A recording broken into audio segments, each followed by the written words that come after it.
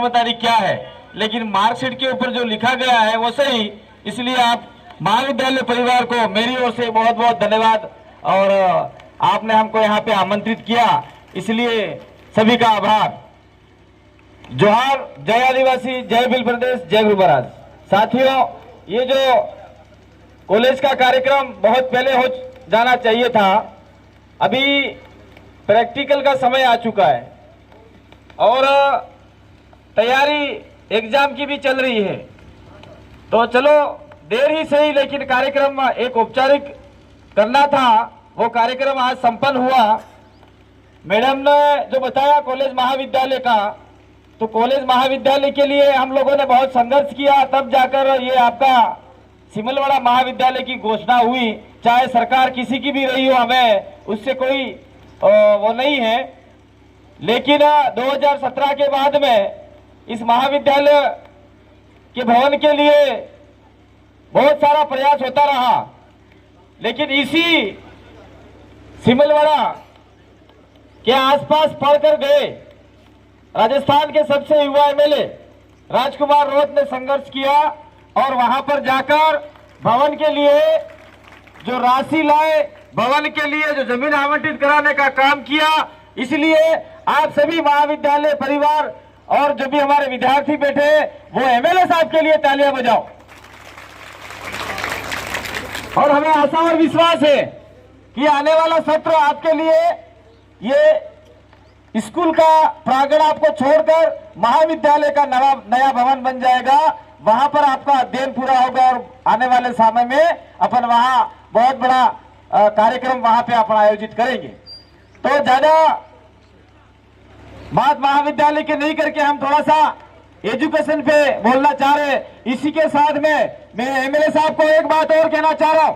अभी बजट सत्र चल रहा है, इस बजट सत्र में ये जो आपका साइंस महाविद्यालय है, उसको मात्र साइंस नहीं रहने दिया जाए, क्योंकि बहुत दूर जाना पड़ता है। इसके अंदर आर्ट्स फैकल्टी भी डाल दी जाए ताकि बच्चे बाहर नहीं जा पाए। साइंस का ही मात्र अकेला रहेगा तो बहुत सारे लड़के साइंस तो पढ़ते नहीं है। अधिकतम हमारे सीनियर स्कूलों में आपका आर्ट्स का फैकल्टी है, साइंस बहुत कम मात्रा में है। लेकिन जितना भी है उसके साथ साथ में अगर आर्ट्स का हो जाता है तो आपको हिस्ट्री, पॉलिटिकल, आपका ज्योग्राफी, जितना भी आर्ट्स का विषय है वो एक ही छत के नीचे पढ़ने को मिलेगा। ये आदिवासी इलाके में बहुत सारे व्रत उपवास, मैं ज्यादा आप बोलना चाहूंगा। जैसे ही हमारी बच्चियां ये बैठी हुई है, जुलाई का महीना स्टार्ट होते ही न जाने गुजरात से किसी ने एक दे दिया है, दशा माता व्रत करो, आप कोई दिक्कत नहीं है। लेकिन छोटी छोटी बच्चियां दशा माता व्रत करने लग गई है और वो घर में खाने का नहीं है, पीने का नहीं है, तेल नहीं है, वो सब छोड़कर 10 दिन उसका अगरबत्ती पूजा कर रहे हैं। 10 दिन, और 10 दिन करो कोई दिक्कत नहीं है, लेकिन 10 दिन आपका घर के अंदर ऐसा बाजा बजेगा, शाम के टाइम में आरती वगैरह होगी और आरती करते करते बाहर आ जाते हैं, माताजी आ जाती है। तो सागवाड़ा विधानसभा के अंदर आपने देखा एक 15 साल की बच्ची ने एक 10 साल की बच्ची को तलवार मारकर उसकी गर्दन काट दी। तो ऐसी माताजी फाताजी किसी काम की नहीं है। आपको पढ़ाई करने का समय, पढ़ाई करो आप लोग। ये न जाने किसने दे दिया, 10 दिन बिगड़ गए। उसके बाद में फिर ज्येष्ठ 100 दिन बाद में आपका नवरात्रि आता है, 9 दिन फिर गरबा खेलते हो। उसके बाद में गणेश चतुर्थी आता है, 14 दिन फिर करते हो, फिर अंबाजी जाते हो, फिर ना जाना कहां जाते हो। तो फिर आपका यहाँ के एजुकेशन का क्या होगा? जो आपका उदयपुर में रह रहा बच्चा, कोटा में रह रहा है बच्चा, चाहे आदिवासी हो, चाहे एससी हो, चाहे दलित हो, चाहे ओबीसी हो, चाहे माइनॉरिटी हो, हमारे क्षेत्र का हर बच्चा पढ़ना चाहिए और सरकारी नौकरी में कब्जा जमाना चाहिए। हम तो ये कहना चाह रहे हैं। लेकिन कुछ लोग कहते हैं नहीं, ये तो अलग काम कर रहे हैं। कोई अलग काम नहीं कर रहे हैं हम लोग। 1600 करोड़ रुपया 84 विधानसभा में आए हैं और उनके मार्फत से आए हैं। अगर हमारे इलाके में ऐसे 17 ही आदमी विधानसभा जाए तो पूरे आदिवासी इलाके में डूंगरपुर, बांसवाड़ा, प्रतापगढ़, उदयपुर, जिसमें 17 सीटें रिजर्व है, उस इलाके में हमारी विचारधारा के लोग गए तो निश्चित रूप से इस क्षेत्र का विकास हो सकता है, कॉलेजों का विकास हो सकता है, स्कूलों का विकास हो सकता है। लेकिन नहीं, अभी ये गए। मैं इस मन से नहीं कहना चाहता लेकिन बोल देता हूं, आज तो आपके इसी इलाके का कोई बड़ा नेता है, वो बोल रहा है कि यार कल परसों का छोरा जीता, भाई आपकी गाड़ी ले आया, मकान बना लिया, तो तुमने कौन सी बड़ी हवेली बना ली है, वो तो हमको दिखाई दे रहा है। एक गरीब आदमी मकान बनाता है तो पेट में मोहरा पड़ जाती है। जाए वीडियो सुने वो, तुम्हारी इतनी बड़ी हवेली बना ली। एक गरीब बच्चा जिसका पिताजी नहीं है, मजदूरी करके पढ़ाई किया, समाज ने एमएलए बनाया और इस क्षेत्र के विकास के लिए काम कर रहा है, तो झोपड़े में ही रहेगा क्या? मकान नहीं बनाएगा क्या?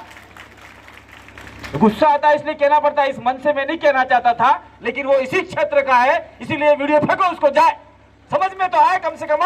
जो समाज के लिए बोल रहा है उसके लिए इस प्रकार की बचकानी हालत ठीक नहीं है। और मैं राजकुमार जी से कहना चाहता हूं, इस इलाके में जहां जहां अधिकतम बच्चे पढ़ रहे हैं, अभी अपने पास समय है मुख्यमंत्री को कहकर स्कूल क्रमोन्नत करवाने का, किसी स्कूल में अगर आर्ट्स है तो साइंस लाने का, ये सारा काम करेंगे तो निश्चित रूप से 84 की जनता को बहुत बड़ा उपहार मिलेगा। आपके सानिध्य में रहते हुए इस बजट सत्र में अगर किसी पंचायत में आर्ट्स स्कूल है, उसको साइंस का और फैकल्टी लाओ, अगर साइंस है तो आर्ट्स का और फैकल्टी लाओ, इस बाहर नहीं जाना पड़े बच्चों को। ये कहने की बहुत सारी बातें हैं। और इस कॉलेज के लिए जब हम लोग 2017 में कॉलेज खोला था, उस समय बहुत माथापच्ची हुई।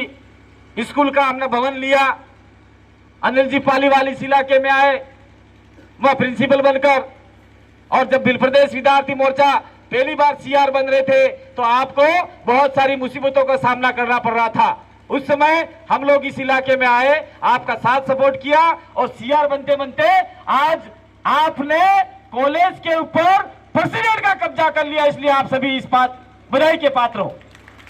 और मैं चाहता हूं कि आप लोग आने वाले समय में भी इस कॉलेज पे अपना परचम लहराएं और कॉलेज की समस्याओं के लिए लेके लड़े।